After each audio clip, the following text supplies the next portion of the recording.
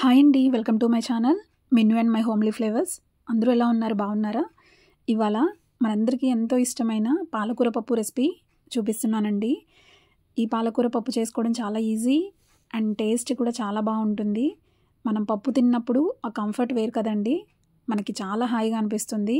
ఈ పప్పు మనం వేడివేడి అన్నంలో నెయ్యి వేసుకొని తింటే చాలా బాగుంటుంది. ఈ పాలకూర పప్పు ఎలా చేయాలో చూసేద్దామా. మనం ఈ పాలకూర పప్పు కందిపప్పుతో అయినా చేసుకోవచ్చు, లేదా పెసరపప్పుతో అయినా చేసుకోవచ్చు అండి. దేంతో చేసుకున్నా సరే టేస్ట్ చాలా బాగుంటుంది. నేనైతే కందిపప్పుతో చేశాను. దీనికోసం ఒక చిన్న గ్లాస్ కొలత తీసుకున్నాను.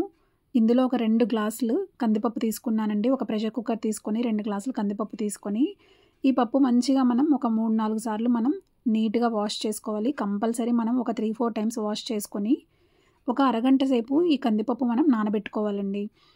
ఈ చిన్న గ్లాస్ కొలత తీసుకున్నాను నేను. మీరు కావాలంటే ఒక గిన్నె అయినా సరే కొలత తీసుకోవచ్చు.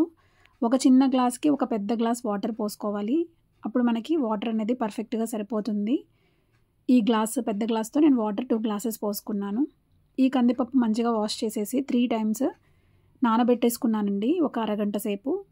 ఇప్పుడు నేను పాలకూర ఒక 3 కట్టలు, చిన్న చిన్న కట్టలే వచ్చాయి. ఒక 3 కట్టలు పాలకూర తీసుకొని ఇలా మంచిగా కడిగేసి పెట్టుకున్నాను. మనకి ఆకుల వరకే కావాలంటే ఆకులు వేసుకోవచ్చు, కావాలంటే కాడలు కూడా వేసుకోవచ్చు. ఇలా మంచిగా పాలకూర కడిగేసి పెట్టుకొని ఒక టమాటా, ఒక మీడియం సైజు ఉల్లిపాయ, అలాగే 2 పచ్చిమిర్చి కట్ చేసేసి పెట్టుకోండి చిన్న చిన్న ముక్కలుగా.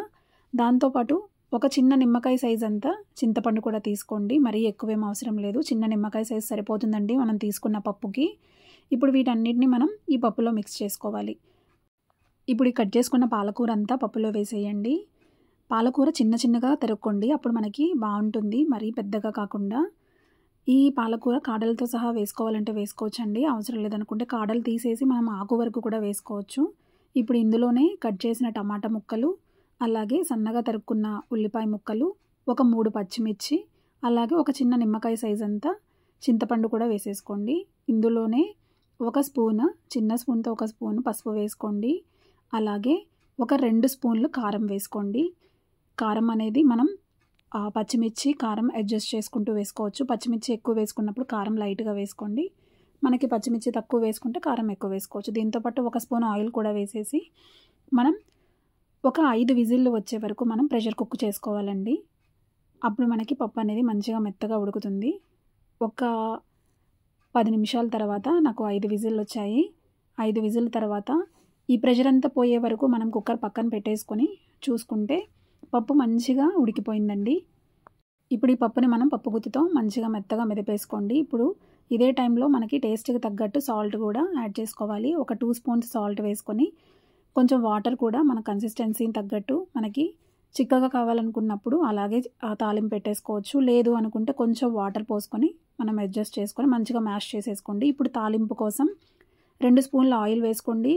ఒక కళాయి పెట్టుకొని అలాగే ఒక స్పూన్ నెయ్యి కూడా వేసుకోండి. నెయ్యి వేయడం వల్ల మనకి టేస్ట్ చాలా బాగుంటుంది. ఇప్పుడు ఆయిల్ బాగా వేడయ్యాక ఇందులో 2 ఎండుమిర్చి, అలాగే ఒక 5-6 వెల్లుల్లి దంచుకొని వేసుకోండి. దీనిలోనే ఆవాలు, జీలకర్ర, పచ్చిపప్పు, మినపప్పు, తాలింపు గింజలు వేసుకోండి ఒక 2 స్పూన్లు. అలాగే కరివేపాకు కూడా ఒక 2 రెమ్మలు వేసుకోండి. ఇవన్నీ బాగా ఫ్రై అయ్యాక మనం ఆల్రెడీ మెదిపి పెట్టుకున్న పప్పు ఉంది కదా, పప్పు కూడా వేసేసి మంచిగా ఒకసారి కలిపేసుకోండి. మనకి పప్పు బాగా చిక్కగా ఉందనుకున్నప్పుడు కొంచెం వాటర్ పోసేసుకొని సిమ్లో పెట్టేసుకొని ఒక 2 మినిట్స్ తిప్పేసుకొని స్టవ్ ఆఫ్ చేసేసుకోండి. ఈ పాలకూర పప్పు చేసుకోవడం చాలా ఈజీ అండి. వంట రాని వాళ్ళు కూడా చాలా ఈజీగా చేసేసుకోవచ్చు. టేస్ట్ కూడా చాలా బాగా వస్తుంది. నేను చేసిన ఈ పాలకూర పప్పు మీకు నచ్చిందా? అయితే నా వీడియో లైక్ చేయండి, అలాగే షేర్ చేయండి, సబ్స్క్రైబ్ చేసుకోండి.